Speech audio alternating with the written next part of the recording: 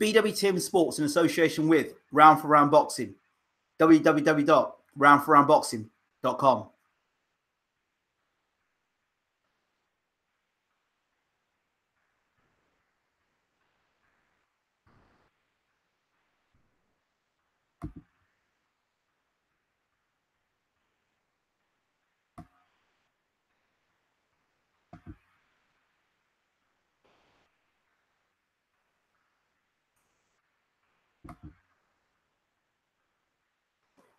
Okay. Good morning, good afternoon, good evening, and welcome to BWTM Sports. If you haven't hit the subscribe button already, please do hit that subscribe button. We love a subscription. And when you do subscribe, make sure to hit the notification button. Of course, BWTM is in association with Round for Round Boxing, a new boxing game coming out on PC, PS4, and Xbox One. 2019 is the scheduled date. If you want to know more about the game, please check out the playlist on our YouTube channel. I have with me a very special guest, all the way from London. Plasto, he says. Yeah, that place. I try to forget about East London as much as I can, but being an East London man myself, from the ends, from Hackney, went to school in St Bonaventures and Upton Lane. If you know London, you know that Plasto's that just down the road. So I have with me a very special guest. I want to welcome to the room, pro baller for Worthing Thunder basketball team, Ishmael Fontaine. Ishmael, brother. Thank you for having me. Thank you for being on the show. So, where do I begin? Your name's Ishmael Fontaine. Tell the people a little bit about you down the camera, a little bit about you. Well, my name is Ishmael Fontaine. Been a professional basketball player since 2009. I recently finished a 3-year stint in Germany. Played in Munich, Berlin, and my favorite city, Hanover, where I think I'm going to have to visit soon because I love it. Okay. And now I'm chasing championships with the Worthing Thunder. Okay. So, what got you into basketball in the first place? My brother. Yeah? And it's so funny because he never got me into trouble, and he could have. But he got me into football, and I was a decent football player. Still am, actually. Sunday League legend. But he was playing basketball. Yeah. And he had this passion for it, and he could jump. So I got into basketball, and we used to play one-on-one, and he used to destroy me. So I kind of left it alone and went back to football. But then one summer, I don't know what happened. Yeah. I didn't grow I didn't grow. Yeah. But I went to the courts, and I was dunking at 14, just dunking the ball. Boom, Okay. boom, boom, boom. Okay. So I said, you know what, maybe basketball's the thing. So I started taking it seriously from 14, and started playing National League basketball. Then I wanted to try and play internationally, but I didn't really. I don't know. My game is hard to. I'd say, I'm a luxury player. Like I think. Explain that to people who so don't. A luxury player. Like if I was gonna contextualize it, I'd say Özil is a football player. Is a luxury player. Okay. You know the stuff that he does. So I'm a good role player. I'm a good 3-point shooter, but you can't just have me out there if you ain't got a team that can supplement all the other things. Because I'm a little bit undersized. Okay. But I could play on any team, but it has to be we have to have a plan. Okay. So you have to play to a plan for you. We have to not a plan for me. Okay. But a plan that can implement luxury. Okay. So you're one of them guys like a Paul Gascoigne. Yeah. So Paul Gascoigne, if you think about football today, Paul Gascoigne couldn't help Man City. The way Man City run their team. Yeah. There has to be a certain kind of player. What about Zinedine Zidane? Yeah, but that's the GOAT. He can help any team. Do you know what I'm saying? That's the GOAT. So I'm not the GOAT. I'm saying I'm a good 3-point shooter. I'm a super athlete. Yeah. But I need the game against USA Select. That's the first time I caught alley-oop in 3 years. So I've been able to do that for 3 years. I've been able to jump 42 inches since I was 16. Okay. But that's a luxury to catch an alley-oop, but you need to have someone that can throw that pass. Okay. Now I've got 4 guys that can throw that pass. But when I played in Germany last year, the geezer couldn't throw me a chest pass, let alone a lob. Right. So it didn't matter. So that luxury was gone. So that's one part of my game gone. Gone. So it's so no longer luxury. No longer. That's easy. Imagine you throw the ball at the rim and some geezer comes in and puts it in. Yeah. That's a luxury. That's not everywhere. Lots of people play below the rim. Yeah. And majority of rebounds are caught below the rim. Majority of scores are below the rim. So to catch it above the rim, there was no dribbling involved. Right. There was no extra ordinary play. We set one, we made 2 passes, pass to B, pass to back, you threw out. Boom. That's a luxury in that sense. So you since I've met you and I've spoken to you, you're brutally honest about who you are. Yeah. Why is that? Is that because you say to yourself, look, I'm just not a star player? Is it you lack confidence to say you could go on to be a star player? Or is it the case of I'm comfortable being where I am? I don't want to be a star player. That's an odd thing to play. Everyone says that, I know. But why? I want to be on a star team. I want to be on a star team. Does that mean that you don't want to do the hard work in a sense? I want to do, listen, man. If I'm that guy, if someone pushes my teammate, like if someone pushes Nick, someone pushes Kevin, I want team people to go, Ish, go get a couple of fouls for me. I'm going to go in there and hit him with my elbow. I'm going to give him a couple forearm sandwiches. But I know that's going to help us win the game in the long run. So that's not the play that people want to see. I might get criticized for that, but all I want is chips. So it doesn't matter to me if you don't like what I'm doing on the court. As long as your team wins. As long as we're winning, because we're a star team. We come out here and win in Worthing. I'm going to go out with my boys. We're going to get a couple pina coladas, mate, for free. That's how I feel. So that's how you see it. That's how you perceive. Okay, but I, you know what? I like taking the back seat, bro. I like it. I like being on ground level with from a coaching perspective, for me, I'm looking at you as a coach. I'm thinking, that's what talent. And if we just focus on one part of the game and really strengthen that side of the game, we could be a star. Yeah. I'm not interested. I'm not. But if the coach says, "Look, I can see you can do this. I can see you can do that," or I'm not big into basketball. I'm learning the sport. Right. But as a coach, coaching is quite you can transfer your skills. And I'm saying, I'm looking, going, hey, this man can improve his shooting skills. He could be a star. He could do this. He could do that. He can improve his skills. As a coach saying that to you, look, I want more from you. I think you can be a star in that area, and you're saying you're not interested. If that's the role my coach wants me to play, he wants me to be a star player. I'm not going to say no. I'm not going to say, oh yeah, I'll be a star player. But I know for a fact, as how I play the basketball game, and I know Zaire's IQ. I know that's not what he needs from me, and I also know from the other guys how Zaire plays, and how Josh knows he can play, and the players that the Worthing Thunder brought in. That's not what I need to do on this team. Okay. I know I can put in a shift. Instead of doing all this other stuff, I can put in a shift. You know what I mean by a shift? I go in there, got my work boots on, and I'm carrying timber up the thing. I carry blocks of bricks up the thing. You don't know that me carrying them blocks of bricks up the thing helped build a house. You're a workhorse. I'm a workhorse. That's it. Now you're like you're a workhorse. So you got me. You're a workhorse. Yeah. So it don't matter. You might see me give someone a forearm sandwich, right? And think, oh, that geezer, what's the matter with him, right? But there was an insidious reason why I did it. Like when I put it back. Yeah. So, but you don't know I was at the gym working on my forearms just so I could give you a forearm sandwich, because that's the role I'm going to play on this team. Okay, so you're okay. We've got stars on the team. We've got some unbelievable players. So let's talk first of all. What the hell are you doing in Worthing? Taylor.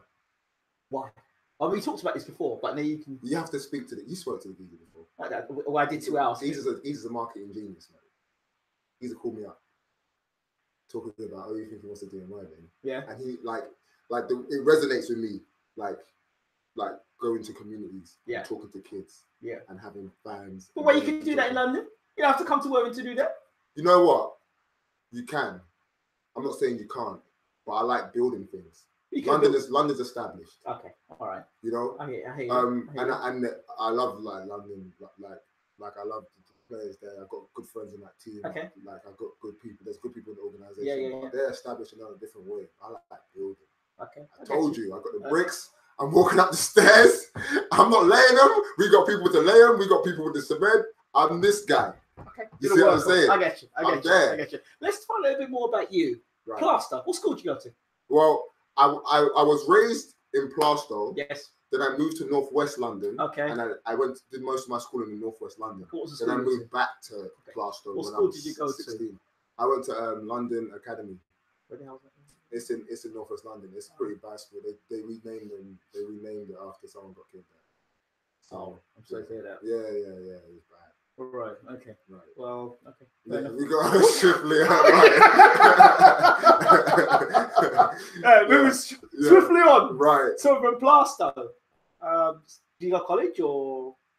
I went to America. I went to play in an academy in Vegas. Okay. Oh wow, what was that? It wasn't an experience I expected actually. Right. Okay. It wasn't, and I feel like maybe I shouldn't have gone. Okay. You know, because going to Vegas at the age you were, I mean, people were like, wow. Right. But it wasn't like that. I don't care about that. I went there. I wanted to play in the NBA. I'm gonna be completely honest with you. I didn't think that I couldn't play in the NBA when I was 16. I've got a 42 inch vertical. What do you mean? I've got to work on my jump shot? Sir, I go to the right coach. You're gonna give me a jump shot. I go to, it's not gonna be a problem. Yeah. But when I'm running a suicide in 24 seconds and I'm jumping 42 inches, he's not going to take a chance on me to play at least Division 1 basketball and at least invite me to a couple workouts. That was my mindset when I was 16. And if that's not your mindset at 16, don't play basketball. So do you understand what happened? Saying? I think, right, that maybe at a younger age I should have played more point guard. Okay. Because I thought, my favorite team growing up. So to contextualize it, my favorite team growing up was the Illinois college basketball team. Oh, what for that? Yeah, for sure. They were unbelievable. But their 2-guard and their 3-man was Luther Head and Deron Williams. Okay. Their point guard was about 5'8".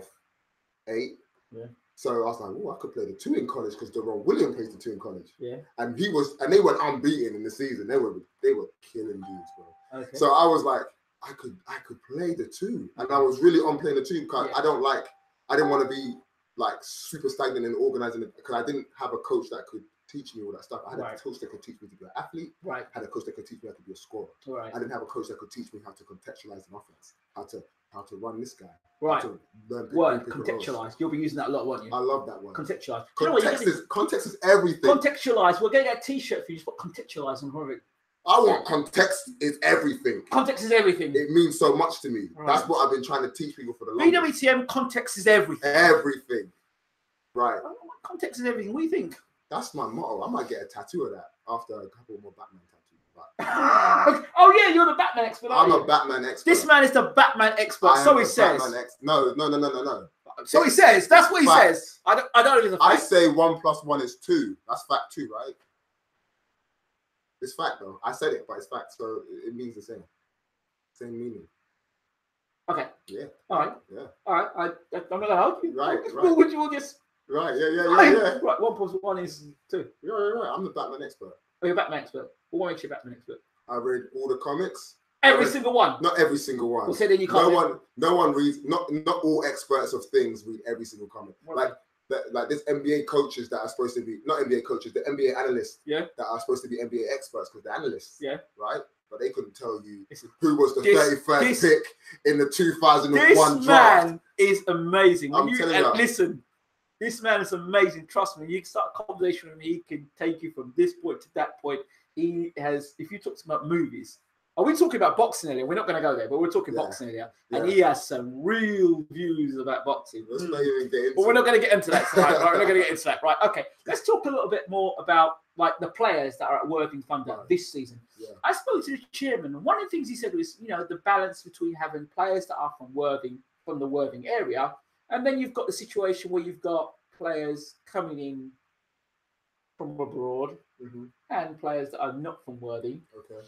And that balance, but then historically, maybe where Worthing haven't been winning as many games, then, is the talent in Worthing in the area that are just Worthing players without the outside talent? Are they good enough to win a championship? So there's no team in NBL 1 or BBL that are going to say, we're just going to use local talent to win this league. London have the best talent in the league.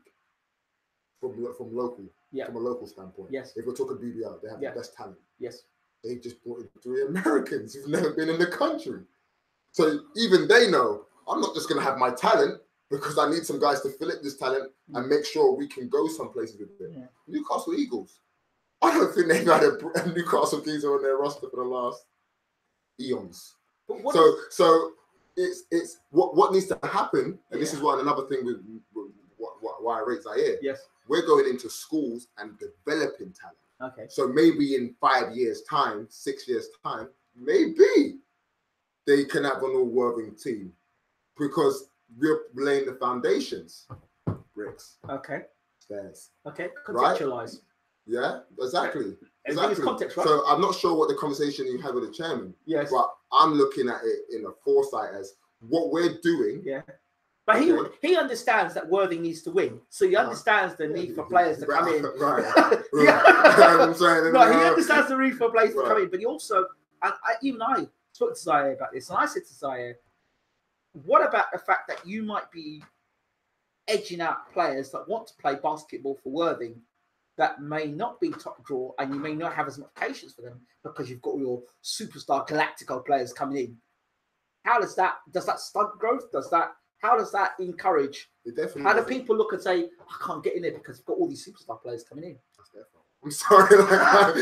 That sounds savage, and I understand. It is savage. And I'll tell you why. They had their chance. I've been here. I played professional basketball for 9 years. Worthing have always been here. Yeah. They've always been here. Okay.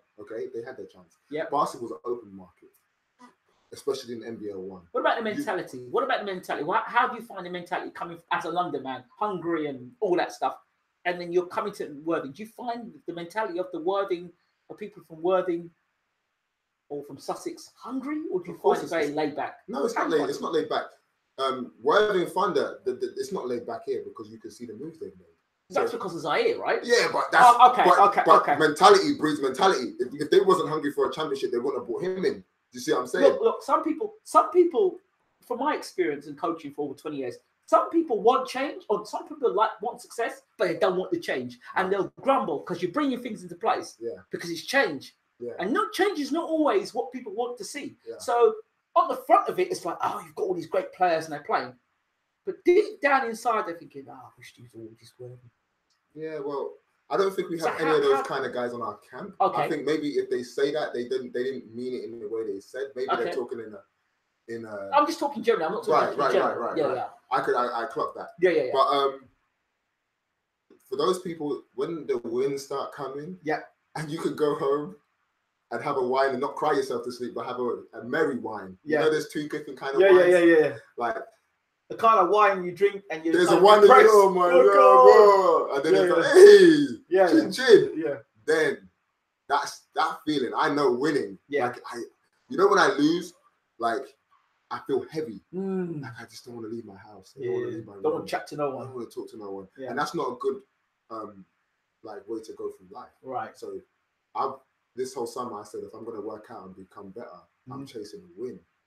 Okay. And that's why I came here. Okay. Let's just preview to me the season and the sort of players that people looking at Worthing Thunder and they want to see Worthing Thunder. Who are the players we need to look forward or look at for this season? We're stacked. It's tough to even start. Like I don't even know where to start.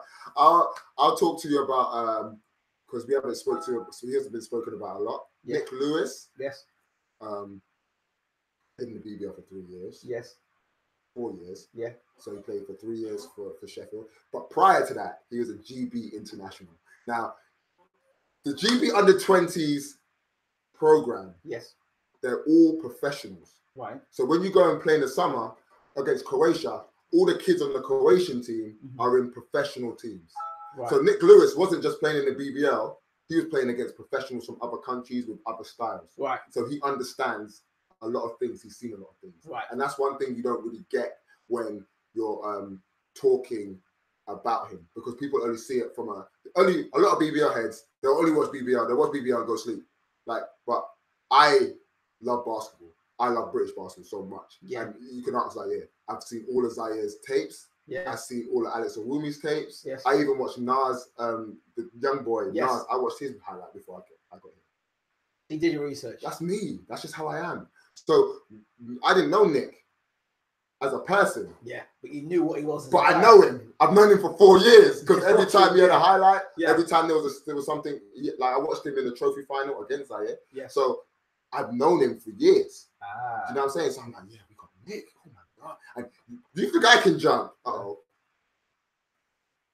We've got at least 3 guys who can throw hoops to. And we got at least 4 guys that can throw hoops. Okay. Okay. So all this excitement with Worthing Thunder and all these players. if you were to not win the championship, which in your mind is probably like it can't happen because you've got all these wonderful players, would it be a letdown? Would it be a disappointment if you didn't win the championship? I'm going to tell you right now, I haven't thought about it because that is too scary to contemplate. That's like saying, I'm going to go into your room and burn all your Batman stuff. Think about how you're going to feel after that. That's like, it's honestly, it's that deep. It's that deep. But you see, fear can do two things. Either paralyzes you or it makes you greater. Right. The fear of losing. Yeah. Like, I know there's some people who want to go for the whole season unbeaten. Galacticos style, beat everybody and just go unbeaten. Yeah. If a loss happened early in the season, I'm not scared to lose. I'm desperate to win. It's There's two different things. I'm desperate to win. I'm not scared to lose. But if you bring all these players from the higher league, bring them down, you'd think automatically that it's going to convert into. It could work like that, but it's also the type of guys you bring. Now, no disrespect to other teams. Okay. I'm not dissing anyone. But you are. I'm not. Honestly, when anybody starts saying, but I know. Wait. Yeah. When a person starts like, listen, bro, I'm not racist. But, yeah. And you turn to a black person, say, look, I'm not racist, bro, but I know exactly where you're going. So you're already making an excuse. I'm not trying to offend anybody, but now this is the part where you are going to offend somebody. Now say, I'm going to offend someone. God, Bradford brought in a bunch of BBL players. Right. And the ones that they brought in are good players, but it's not going to work against us. Look at my face. It's not going to work. It's not going to work. Why? You're unguardable. Context. They brought in the wrong guys. They were a ship, and they put 4 boulders at the one end. It's not going to work. It's going to capsize. They'll beat small teams who are trying to build like big teams. We weren't even in the process of building a team that was big in the first place. But they said they've got all these guards, so we're going to build a big team to try and outmatch them in the post. But we got schemes for that. It's not going to work. Anybody else want to call out Wally Raditz? No, I'm not calling them out. I ain't got a problem with the geezers. Do you know what I mean? But I'm just saying they did all this. But you've mentioned Bradford as one, so there must be others as well. No. Honestly, Reading, I respect them so much. Solet, I respect them so much.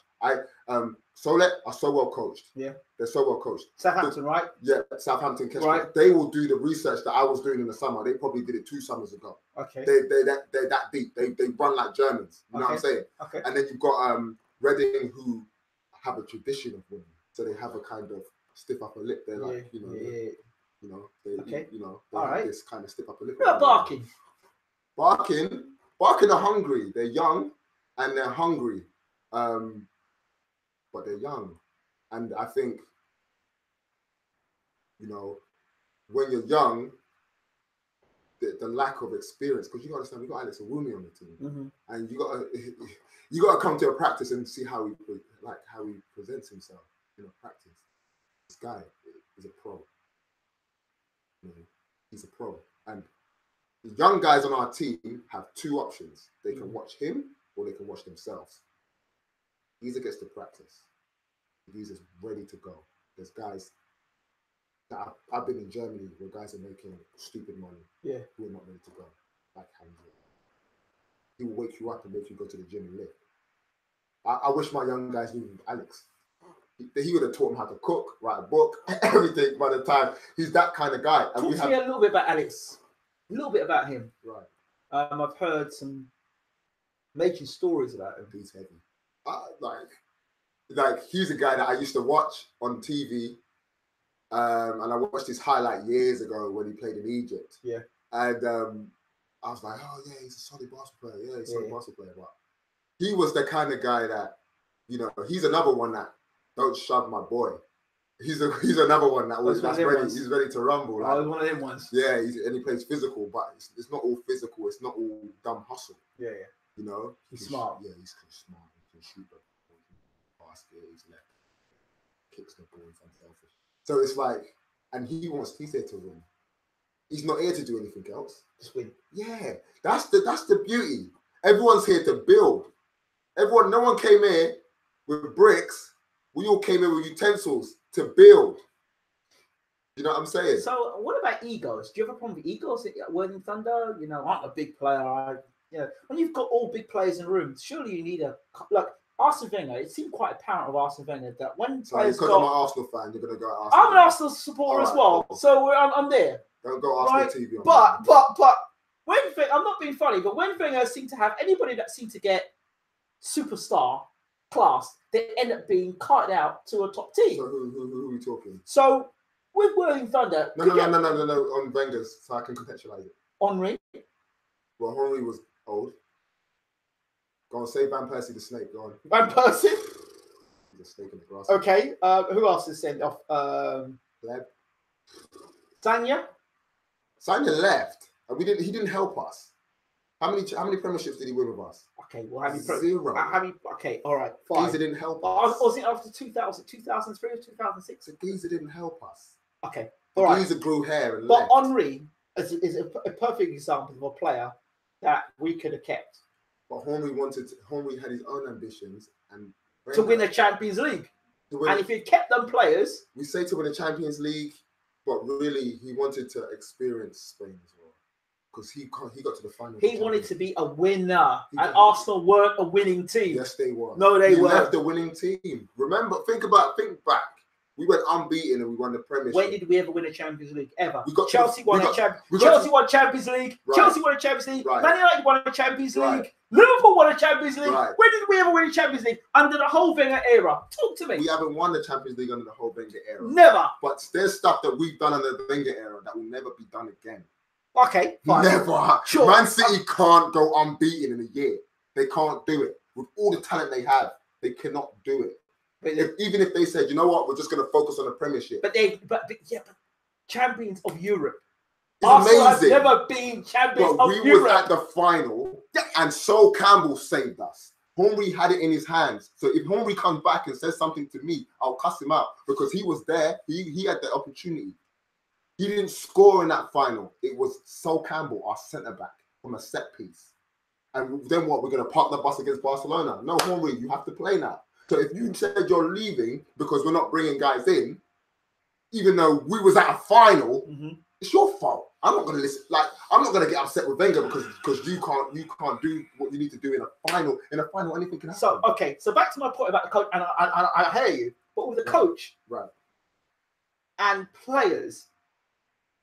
How do you know, with all these players coming in, egos and everything, how do you know that you will be the perfect mix to not only the coach be able to criticize players when things ain't going right, but still to have the happy balance? You don't criticize people, you criticize people, but still have players on the up willing to play. You understand what I'm saying? I understand what you're saying. And have the coach, how do you know how all that chemistry, how do you know that is going to work? You bring all these top players in, but to me, you're bringing a whole load of egos in as well. Okay. Because you've got a whole bunch of players that are all stars in their own way. Yeah, they all want to win. Everyone wants to win. Nobody wants to be on the losing side. The egos start coming out. Things don't start going well in the season.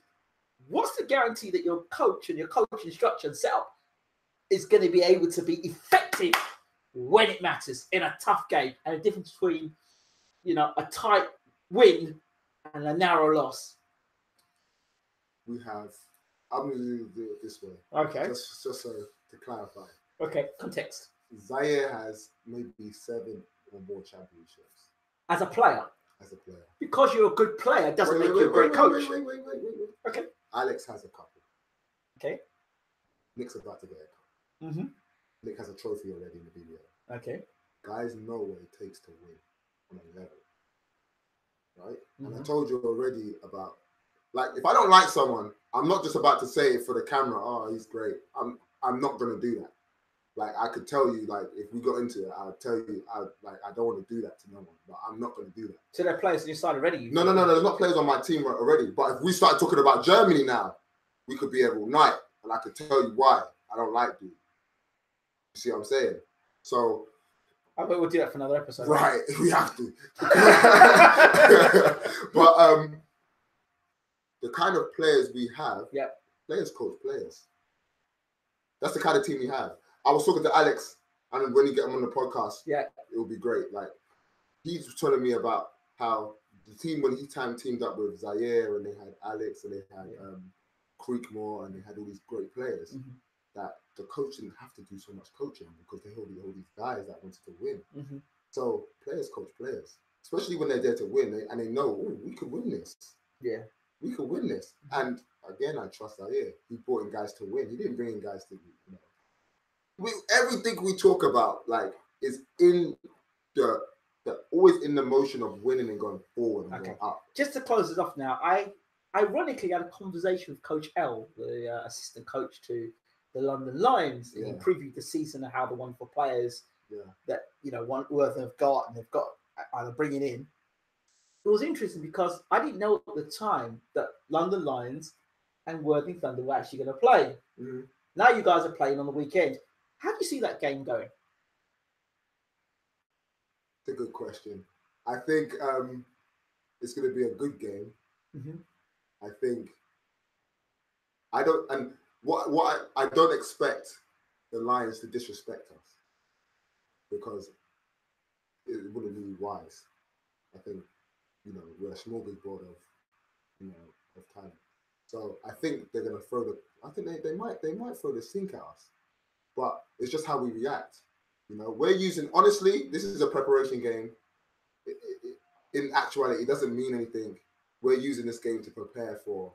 But that's oxymoron for you because you said that winning is everything. I know you are winning to play your winner. But are you saying that in the sense that I'm talking about championships.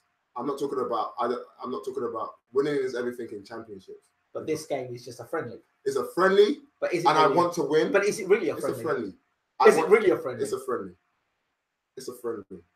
The game we played against USA Select was a friendly. I've seen friendly football matches. People say it's friendly, and I've seen legs go straight through and all the rest of it. Yeah. Competitiveness. It's gonna be competitive. How competitive will the Lions be against you guys? I think they will be very competitive. I think they will. I think there's been some drawing already behind the scenes between coaches and players. So I think it will be. So how does it work? Last question. How does it work? Obviously, Zaire was at London Lions, wasn't he? Yeah. Now he's at Worthing Thunder. Right. How does that work out there? Is there any sort of like he's at another club now? Because that whole transfer thing. When Sol Campbell left Tottenham and he came to Arsenal. Yeah. And there was all that sort of. Yeah, that's like, I'm not gonna lie. Sol Campbell was OC for that. He shouldn't have done that. Man. I was happy he did it. I was like, go on, Spurs. But that if Zaire left London Lions and went to London Royals, he could get booed. I'm not gonna lie, he might get booed. But going to Worthing Thunder is kind of like I wish you the best of luck kind of thing. And that's how it's kind of felt, even though we're competitive and we want to I want to beat the London Lions. I'm not gonna lie. I want to beat them. But does it mean something you do beat them, or does it? Or is it in the moment, half an hour after the game? Yeah. But in the grand scheme of things, not really. So could they bring out would they bring their best players, or just bring they're Americans here, or just bring a second 11 out? No. They're Americans here. They're Americans out here. That's it. There's no second team sort of select team. We'll just bring just put yes. No, there's no fun there. No, mate. They're Americans out here. The MVP is going to be there tomorrow. Who's their MVP? Justin Robinson. What's he like? They're players. Okay, their MVP versus Worthing Thunder's MVP for last season versus the MVP player they have. Should I be asking that question? Yeah, that's the matchup I want to see because they got two different kind of games. Right. Like Justin is like, he's like very much like I run my team. I try to get good open shots. Yeah. So he's like, okay, I'm getting ready to cook you now. So that's a matchup you want to see because it's like two varying styles that you can appreciate. It's like I might walk on the beach one day and listen to J. Cole. Yeah. But I might come home, go back to the beach the next day and listen to Aaron Copland. Okay. And still get the same feeling. Yes. Aaron Copland's classical music, J. Cole is hip hop. Yes. Right. You can But appreciate the both worlds. You can appreciate both of them. Yeah. And you think what's better and what do I need more? And that's what the matchup's going to be. Wow. Okay. I'm going to stop you there. Thank you, man. Ishmael Fontaine. By the way, Right. Look down at camera and tell the people how they can follow you. Ishmael Fontaine is very simple. Twitter at Ishmael Fontaine. Snapchat at Ishmael Fontaine. Insta at Ishmael Fontaine. Very simple. Hold on, let me see if there's anybody in there chatting. Okay, Ishmael, how do you feel about... Oh my God, typical. How do you feel about transgenders in basketball and sports in general? Female to male switch-ups or male to female switch-ups? Having genitalia surgery and deceiving the masses under the Baphomet Oath. Right. That's deep. Well, we're getting political. So the question is, how do I feel about transgenders in basketball? In what? In my so a woman a woman play and a woman in a man's game. I think politically, yes, I don't have a problem with it. Yes, scientifically, it might be a problem. Okay, because obviously men and women are different. Yeah. Serena Williams said I couldn't play Melton. Yeah. You know, but a lot of the transgenders things that are happening now, women are not transitioning into men to become professional men stars. We're getting like dudes becoming women, and wrestling like. Yeah, we did a story earlier on today. So we haven't seen until I've seen the flip side where a woman's gone, okay, I've gone through the chain. Yeah. And now, what would you do? How would you respond to a woman that became a man and was in the same basketball team as you potentially? I wouldn't mind. She better be able to hit a jump shot. Okay, fair enough. And last question is Ishmael said, DJ Stick asks, Ishmael, how do you feel potentially reaching the pinnacle, then having to deal with the evil that it brings, mixing with the high ups, being made to do blood sacrifices and eating feces, etc.? We're in the wrong. I think he's talking about Samuel Jackson trying to become a Jedi, isn't he? What's he talking about? What's he talking about? Basketball, we don't have that problem. No, we don't have that problem. The pinnacle is and I also believe is the pinnacle of the one thing about winning is energy. It's the energy it brings with it. Yeah, and it's not going to be that negative energy. I might eat some feces if I lose. I need to sell myself to the devil now. Okay, what do I need to do? So that might be that situation. Yeah. But that sounds like some Hollywood stuff. I don't know if it's that deep. You know, I don't know. Right, we'll leave it there. We answered your questions, or Ishmael answered your questions. that's it. Thank you for watching BWTN Sports, and keep watching Whirling Thunder. We're out. Take care. Well done. Brilliant. Thank you.